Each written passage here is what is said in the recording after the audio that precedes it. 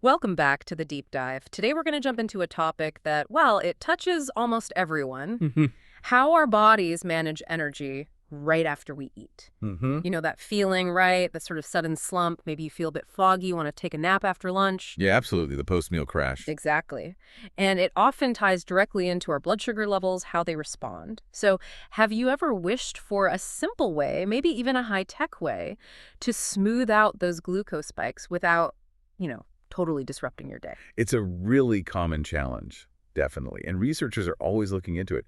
What's so interesting about the science we're digging into today is how practical it is. Right. This isn't just theory. It's about real strategies you could actually use, maybe even at your desk or while watching TV. Okay. We're looking at some solid peer-reviewed insights here coming from the University of Rome Foro Italico. And actually, this comes via the Orium's Fit Research Digest. They do a great job breaking down these complex studies so they make sense for everyone. Yeah, they really do. So our mission for this deep dive is basically to unpack this pretty fascinating study. It looked at different things you can do after eating, Mhm. including an innovative tech approach using neuromuscular electrical stimulation combined with actually using your muscles a bit voluntarily, and how all that can really impact your blood sugar. Yeah, it offers some powerful insights for anyone who's trying to manage their glucose levels better, maybe get more consistent energy. Definitely. So let's start with the basics, the why. What is this postprandial glycemic response we keep mentioning? Okay, yeah. Simply put, it's just how your blood sugar goes up and then comes back down after you eat. Like a wave. Exactly like a wave. You eat, especially carbs, sugar goes up. Then your body releases insulin to bring it back down. Mhm. Ideally, you want that wave to be, a nice gentle roll. Not a huge spike and crash? Precisely. Not a tsunami. And why is keeping that wave gentle so important? I mean, avoiding the energy crash is great, obviously. Right. That's a big part of it. But there's more to it. Yeah, there is. Consistently high spikes or really big swings in blood sugar, even if you don't have diabetes, Mm. over time, that can contribute to things like inflammation, oxidative stress, Okay. and it can even impact your heart health down the line. So managing these waves, it's really about long-term wellness, not just feeling better immediately after eating. Right. And we've known for ages that exercise helps, but what kind? And when? Exactly. That's what this study tried to figure out. It's actually titled, Walking Attenuates Postprandial Glycemic Response. What else can we do without leaving home or the office? Catchy. So very practical then. Super practical. Their goal was just that. Find effective things people can easily do after eating, right where they are, home, office, wherever. And who did they study? They got 25 healthy, active folks, aged between 20 and 35. So pretty fit group to start with. Okay. And the setup. Pretty straightforward. Mm. Participants ate a standard meal, one high in carbohydrates, designed to cause a decent glucose spike. Then, just 15 minutes after finishing eating, they either sat still, that was the control group, or they did 30 minutes of a specific activity. So first they looked at the simple stuff, right? Things people could do right away, no equipment needed. Exactly. They compared just sitting there with things like walking, or bench stepping, or doing an isometric wall squat. Okay, so what did they find with those basic movements? Did walking live up to its reputation? It absolutely did. Walking turned out to be the most effective strategy of that bunch. No surprise there, I guess. Right. It significantly lowered both the peak glucose level and the overall glucose response over time. It's just such a good, accessible tool for metabolic health. Yeah, that post-meal walk is classic advice for a reason. But, okay, what if walking isn't practical? You're stuck inside, maybe a tiny office. Yeah. Did anything else simple work? Yes, actually. Bench Mhm. stepping, just stepping up and down on a low step, or even bottom stair. That also worked quite well. It significantly reduced the glucose peak, which is great news because it's a really convenient indoor alternative, Right. Uses those big leg muscles. That is useful. Okay, so dynamic movements like walking and stepping are good. Now, what about that wall squat? That's intense muscle work, but it's static, right? Holding the position. Mm-hmm. Did that help with the glucose levels? I know people like those for quick strength builders. This was the surprising bit. The isometric wall squat. It actually did not improve the post-meal glucose response. Oh, really? No better than just sitting. According to this study, in these participants, no significant benefit over sitting still. Wow. Okay, that kind of goes against what you might intuitively think, doesn't it? Intense muscle work should use up sugar, right? You'd think so, but this really highlights something important about how the muscles work. Okay. The researchers suggested the issue might be blood flow, When you do a strong, sustained isometric contraction like a wall Uh-huh. squat, you can actually squeeze the blood vessels within the muscle. It restricts blood flow. Oh. And if blood flow is restricted, the muscle can't pull glucose out of the bloodstream as efficiently, even if it's working hard. Gotcha. So the movement itself, the pumping action of dynamic exercise, is important for getting that glucose into the muscle cells. It seems so, at least in this immediate post-meal context. So the takeaway for you listening is walking is great, stepping is a good alternative, but maybe save those intense static holds for other times if your main goal right after eating is glucose control. Dynamic movement seems key. That's a really useful distinction. Blood flow matters. Okay, Yeah. so we've got walking and stepping as good, simple options. But what about people who maybe can't easily do those? Limited mobility, super busy schedule. Right? Or maybe just don't want to right after a meal. Yeah, this is where the study got really interesting, wasn't it? They looked at technology, neuromuscular electrical stimulation, or NMES. Exactly. Here's where it gets really cool. Yeah. NMES basically uses gentle electrical impulses to tell your muscles to contract. Like it does the work for you. In a way, yes. It sends signals directly to the nerves controlling your muscles, making them contract, almost like you're exercising them. Okay. So your muscles get activated, they start working, and crucially, they start pulling glucose from your bloodstream to use as fuel, even while you're just sitting there. Wow. Okay, but they tested it in two different ways, didn't they? There was a distinction. Yes, very important. First, they tried what they called passive NMES, or PNMES. That's just the electrical stimulation on its own.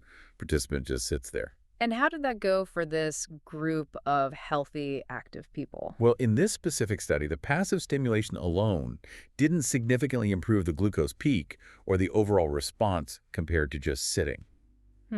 So just zapping the muscles wasn't enough here. For this group, in this context, no. Now, it's worth mentioning other studies, maybe on different groups like older adults or people with type 2 diabetes, have sometimes shown benefits with passive NMES. So context really matters who's being studied, the exact settings used. Right. Okay. So for these healthy folks, passive wasn't the answer. But then came the breakthrough, VCNMES. Exactly. VCNMES. The VC stands for voluntary contraction. Ah, so you're doing something too. Yes, but subtly. While the NMES device is stimulating the muscles, the person also performs a gentle, voluntary contraction. In the study, they just had people push their feet down against the floor while the stimulation was on their calf muscles. Okay, so a little bit of effort combined with the stimulation. Precisely. And this combination, this is the game changer. VCNMES led to a really substantial reduction in both the glucose peak and the overall glycemic response. How substantial are we talking? Get this. The results were remarkably similar to taking a 30-minute brisk walk. Wow. Okay, let's unpack that. So compared to just sitting still after that high-carb meal, using this VCNMES approach, participants saw their glucose spike reduced by about 12.5%. That's right. And over the full 3 hours they monitored, the overall glucose regulation was 20% better than the sitting group. That's incredible. So you're getting benefits like a brisk walk, but you could be doing it while, sitting at your desk working or watching TV, just by gently pushing your feet down while the device is running. Pretty much. That's the potential here. It seems that combining the electrical stimulation with even a mild voluntary effort really supercharges the effect. How does that work? Why is the combination so much better than just passive stimulation for this group? Well, it likely enhances muscle fiber recruitment, getting more of the muscle involved.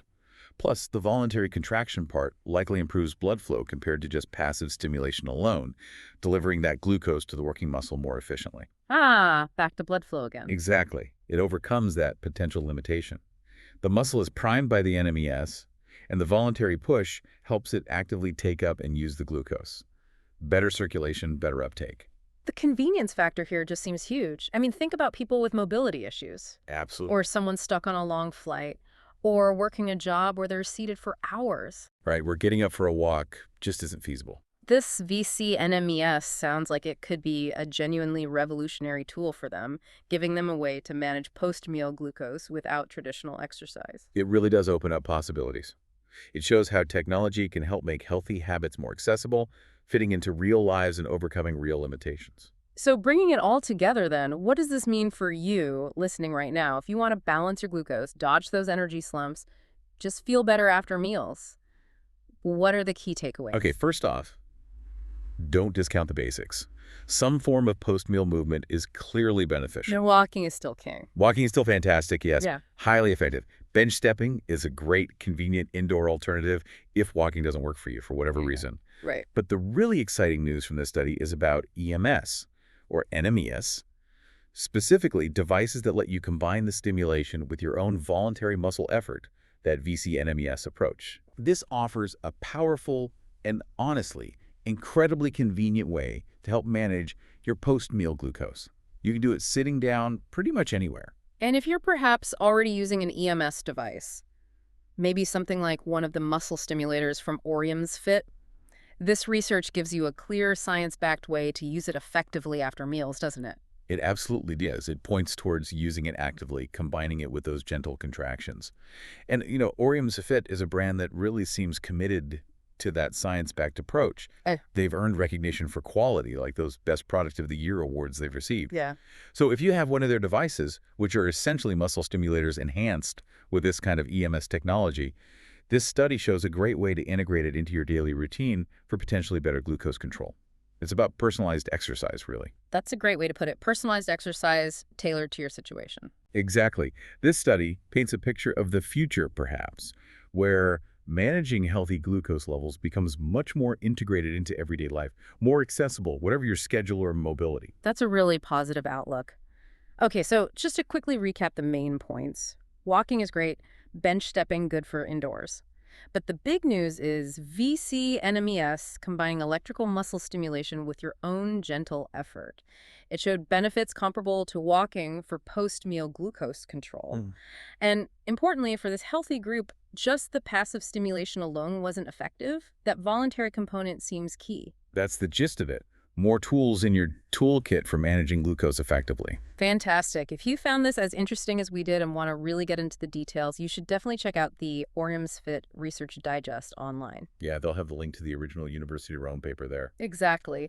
Plus loads of other breakdowns of real scientific studies, all explained clearly, no jargon. It's a genuinely good resource for unbiased info. Definitely worth a look. And of course, if you're curious about exploring these kinds of innovative, portable wellness solutions yourself, you might want to check out Orium's Fit's range of EMS muscle stimulators.